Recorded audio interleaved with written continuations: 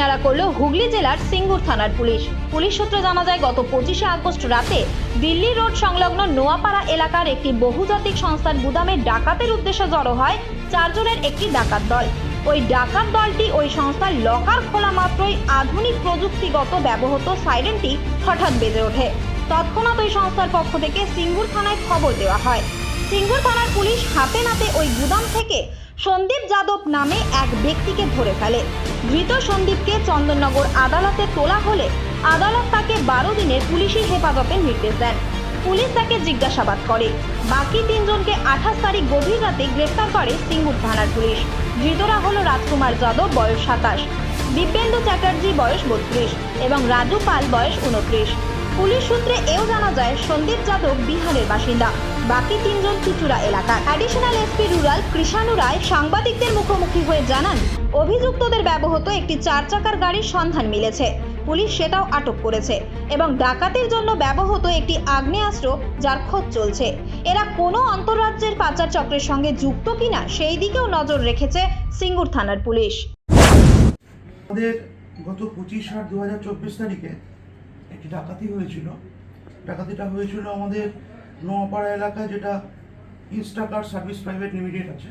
সেখানে 5 জন দুষ্কৃতী সেখানে ঢুকেছিল, ঢুকে ডাকাতির উদ্দেশ্যে এবং সেখান থেকে কিছু টাকা পয়সা এবং অন্যান্য যাবতীয় জিনিস নেয়।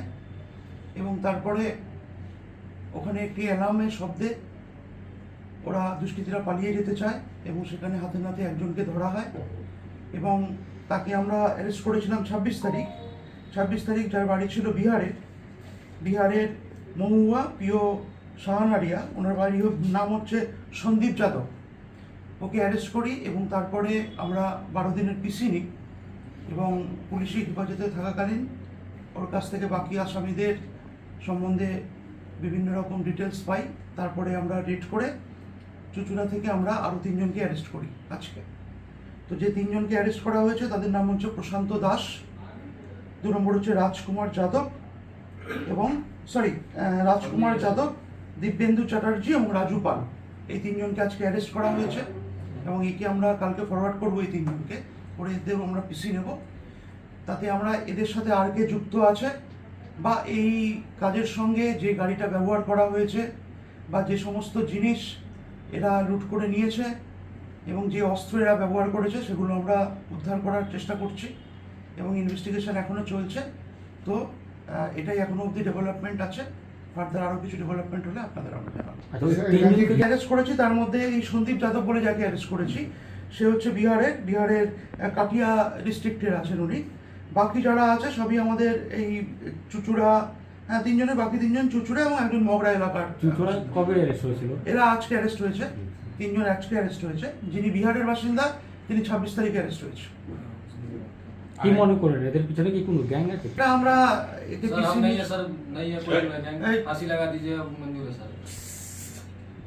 ঠিক আছে, আমরা এদের পিসি নিয়েছি, পুলিশি হেফাজতে নিয়েছি।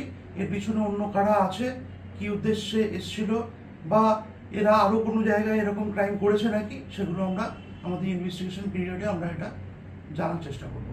স্যার, আর্মস ছিল? হ্যাঁ, একটি আগ্নেয়াস্ত্র ছিল। আমরা পিসি পিরিয়ডে সেই আগ্নেয়াস্ত্রটা এরা কিভাবে ব্যবহার করেছিল এবং কোথায় ফেলেছে বা কি আছে সেটার বৃত্তান্ত জেনে আমরা এটা উদ্ধার করার চেষ্টা করছি।